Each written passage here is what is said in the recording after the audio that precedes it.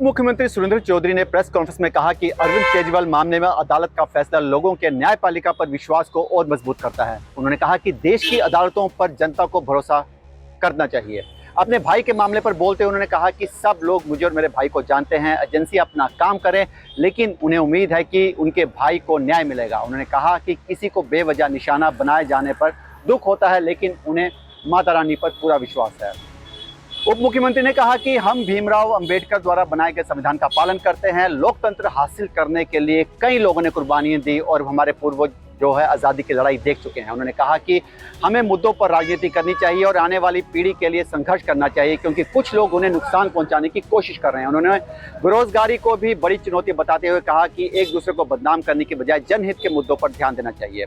अवैध खनन पर सख्त रुख अपनाते हुए डिप्टी सीएम ने कहा कि वे किसी भी कीमत पर गैर कानूनी खनन को नहीं होने देंगे। उन्होंने कहा कि फ्लैश फ्लड के दौरान अवैध खनन की वजह से पुल बह गए थे और उन्होंने स्पष्ट निर्देश दिए हैं कि बिना स्लिप और जीपीएस के कोई भी वाहन क्रशर से बाहर नहीं निकलेगा। उन्होंने ये भी घोषणा की कि खनन विभाग में पारदर्शिता लाने के लिए नई माइनिंग पॉलिसी बनाई जाएगी। उनका कहना था कि नई नीति के तहत लोगों को खनन सामग्री पहले की तरह कम दरों पर उपलब्ध कराई जाएगी, जैसा 2019 से पहले मिलती थी। सर, पहला सवाल रहेगा सर, दिल्ली में जो है एक्साइज पॉलिसी को लेकर काफी विवाद हुआ था। अरविंद केजरीवाल, मनीष सिसोदिया जेल भी गए।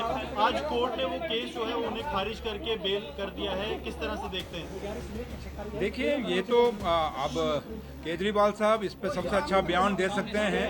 कहते हैं जिस तन लागे वो तन जाने, क्या जाने पीर पराई। तो केजरीवाल साहब ने ये पूरा केस भुगता है और उन्होंने लड़ा है, फाइट किया है, और आज अगर उनको ऑनरेबल कोर्ट ने बरी किया है, क्योंकि हिंदुस्तान की जुडिशरी पे हर आदमी को मान है और हिंदुस्तान की जुडिशरी पे और हिंदुस्तान के आइन पे लोगों को एक भरोसा है। और आज जब केजरीवाल साहब आए हैं, बाहर निकले हैं, तो ये एक सच्चाई की जीत है। और केजरीवाल साहब ने जो हमेशा कहा कि भाई मेरे पर जो इल्ज़ाम लगे हैं वो सही नहीं है, तो आज वो चीज़ साबित हुई है।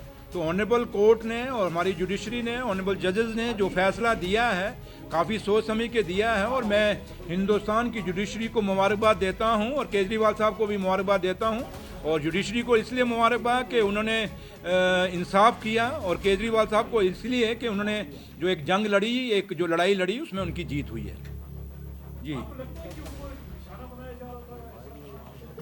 अब इस पे मैं नहीं कुछ कह सकता। इस पे तो सबसे बड़ा बयान अगर कोई दे सकता है तो वो केजरीवाल साहब दे सकते हैं, लेकिन मैं सिर्फ इतना ही कह सकता हूं कि हमें अपनी जुडिशरी पे मान है और हमारी हिंदुस्तान की जुडिशरी का देश और दुनिया में एक नाम है।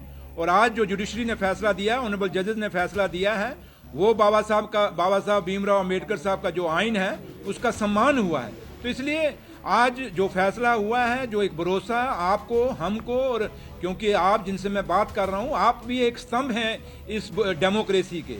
जुडिशरी अपनी जगह एक स्तंभ है, तो जब स्तंभ जो सही फैसला करते हैं तभी जो डेमोक्रेसी मजबूत रहती है। तो इसलिए हिंदुस्तान की पत्रकार और हिंदुस्तान के जो भी देश को मजबूत करने के लिए स्तंभ हैं, जो 4 स्तंभ हम गिनते हैं, इनका मजबूत होना और इनको अपना सही फैसला देने से हमारी डेमोक्रेसी मजबूत होगी, हमारे लोगों का विश्वास बढ़ेगा। और यही विश्वास, जैसे आज हिंदुस्तान की जुडिशरी पे, हमारे जजेस पे लोगों का एक विश्वास द्वारा एक फख्र से सिर ऊंचा हुआ है, ऐसे हम चाहेंगे कि देश की जो पत्रकार हैं, जो मीडिया हाउसेज हैं देश में, वो भी बड़े फैसले लेंगे और इस डेमोक्रेसी को मजबूत करने के लिए वो भी अपने, जैसे पहले माजी में वो करते आए हैं, वैसे फैसले करें जिससे लोगों को फायदा होगा और लोगों की सही आवाज़ जो है देश और दुनिया तक पहुंच सके, ये उम्मीद हम करते हैं। मोदी साहब, 2 दिन पहले आपके भी ब्रदर को टारगेट किया गया है। इस तरह की जो रेड्स हुई हैं कुछ साल पहले जो केजरीवाल के साथ हुआ था, आप भी न्यायपालिका पर पूरा विश्वास रखते हैं? देखिए, जहाँ तक मेरे ब्रदर का क्या हुआ, कैसे हुआ, क्यों हुआ, ये चीज़ें मेरे ख्याल आप खुद कहें तो ज़्यादा है, क्योंकि आप लोग कोई बाहर से नहीं हैं। आप मेरी फैमिली को भी जानते हैं, मुझे भी जानते हैं, मेरे भाई को भी जानते हैं। तो इसलिए आप एजेंसीज का जब नाम आप ले रहे हैं, अगर वो अपनी कार्रवाई कर रहे हैं तो ठीक है, करने दीजिए। हम उनको फ्री हैंड दे रहे हैं, करें वो। लेकिन है कि उम्मीद यही करेंगे कि हम मेरे भाई के साथ इंसाफ होगा और पिक एंड चूज़ नहीं होगा, ये उम्मीद मैं रखूँगा। और इंसाफ की हमेशा मांग करूंगा। और इसलिए आज मैं ज़्यादा कुछ नहीं कहूँगा। बाकी एजेंसीज अपना काम करें, अगर हमने गलत किया है तो हम भुगतेंगे, नहीं गलत किया तो हमें अपने जुडिशरी पे पूरा भरोसा है और पूरा एक गौरव है। जैसे आज दिल्ली का जो फैसला आया आप देख लीजिए, आपके सामने है। हाँ ठीक है, एक टेम्परेरी पीरियड होता है, हरासमेंट होती है थोड़ी सी फैमिली को, बच्चों को, और खासकर जो लेडीज़ घर में होती हैं उनको ज़्यादा परेशानी होती है। और जो आप खासकर जो लेडीज़ पत्रकार हैं, आप समझ सकती हैं कि एक लेडीज़ के दिल पे क्या बात बीतती है। इसलिए थोड़ा सा दुख और अफसोस ज़रूर है कि जो गुनाह किया ना हो उस गुनाह के वो इल्ज़ाम लगें तो थोड़ा दुख जरूर होता है। लेकिन चलिए, मेरी माँ वैष्णो देवी, मेरी माँ बावे वाली, और मैं जिस धरती से आता हूँ, संत बाबा सुंदर सिंह अली बेग वाले जो ननियाल धरती है, वहाँ उनका स्थान है और मैं उस धरती से आता हूँ। तो मुझे संतों, महापुरुषों और देवी देवताओं और मेरी माँ वैष्णो देवी पे पूरा भरोसा है। हमारे साथ इंसाफ होगा और कभी मेरी माँ हमसे गलत नहीं होने देगी। और अगर हमने गलत किया होगा तो सजा खाएंगे, जो नहीं किया होगा तो मेरी माँ खुद इंसाफ करेगी।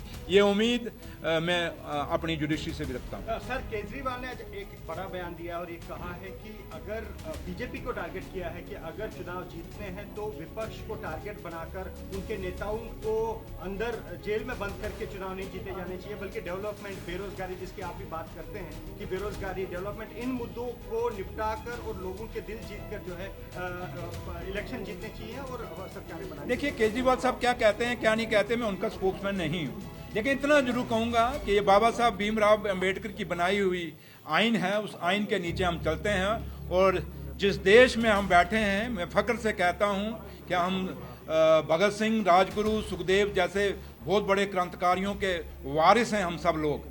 और इस देश की आज़ादी को पाने के लिए, इस देश की डेमोक्रेसी को पाने के लिए लाखों कुर्बानियाँ दी गई हैं।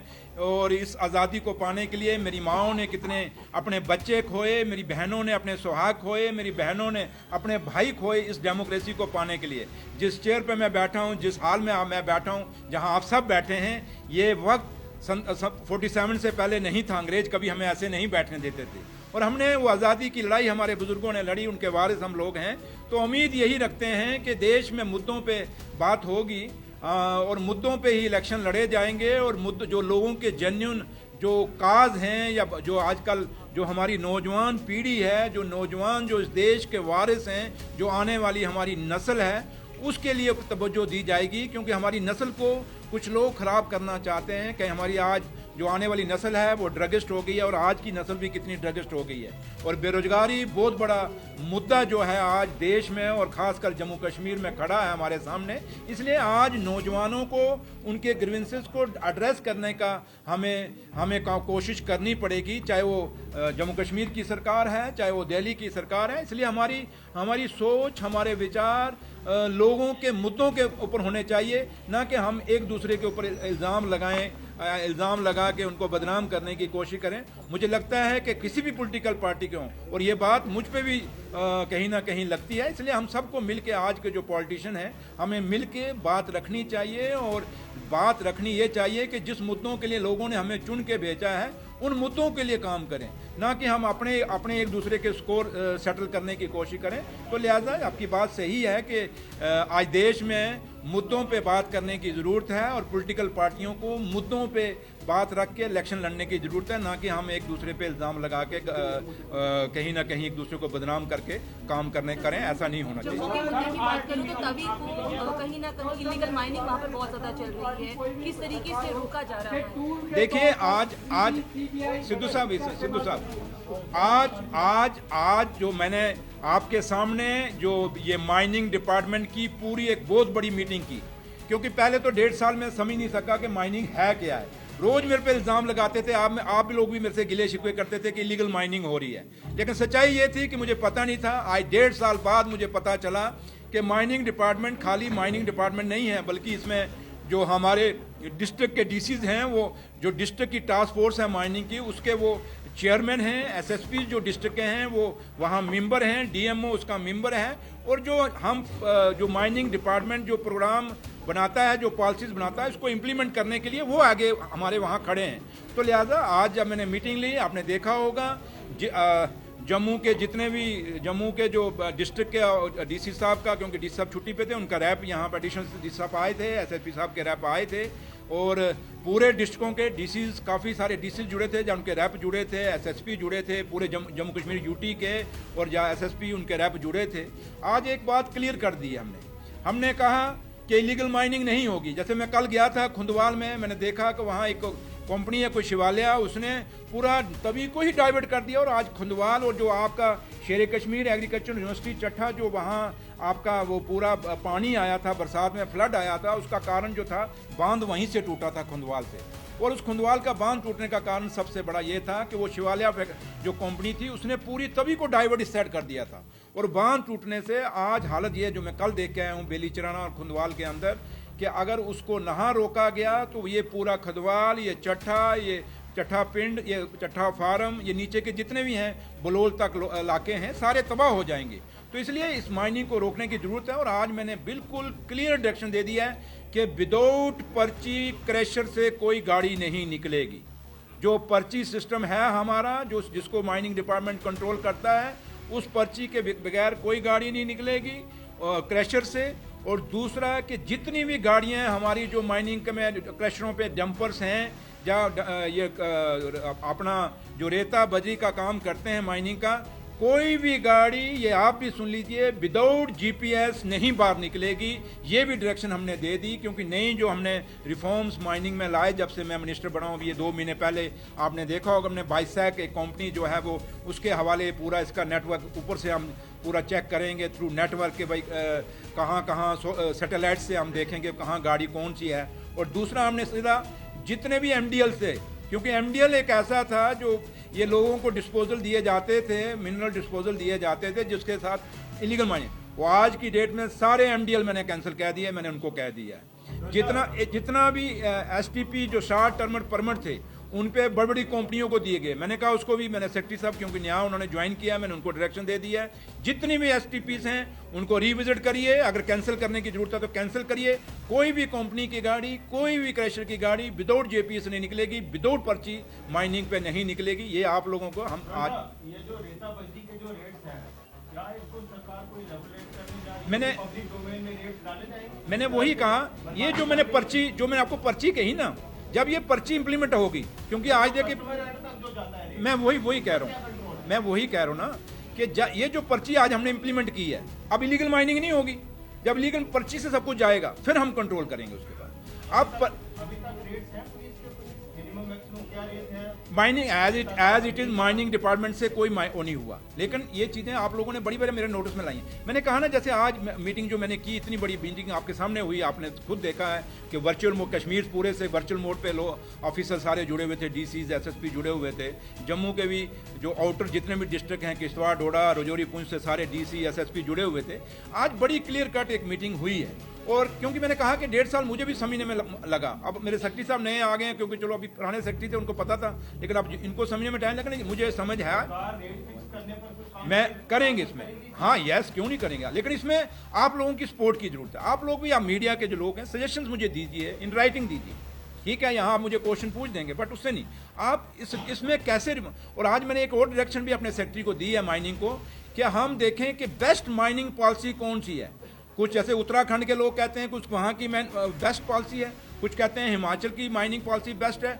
अगर वहाँ की बेस्ट हुई और मुझे यहाँ की माइनिंग पॉलिसी अगर बदलनी पड़ी तो हम उसके बदलने के लिए भी मैंने आज अपने सेक्रेटरी साहब को डायरेक्शन दे दी है। इसलिए मैं आप पत्रकार जो हैं, मैं आपसे भी रिक्वेस्ट करूँगा कि इस पॉलिसी में चेंज आप थोड़ा सा, माइनिंग पॉलिसी आपके ये उस पर है, नेट पे है, आप इसको पढ़ लीजिए।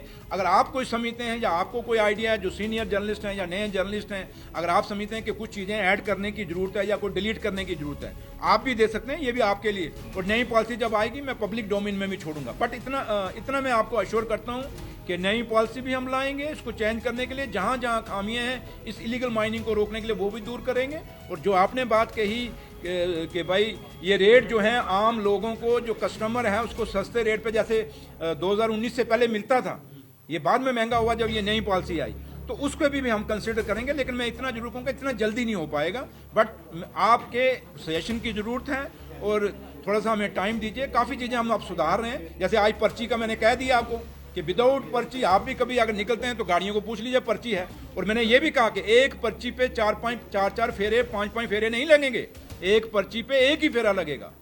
ये सारी चीज़ें आज बड़ी एक घंटा मीटिंग चली है, मैंने सारी डायरेक्शन दे दी हैं। लेकिन मैं फिर भी आखिर में आप सबसे यही कहूँगा कि आप लोग भी हमें सपोर्ट करिए।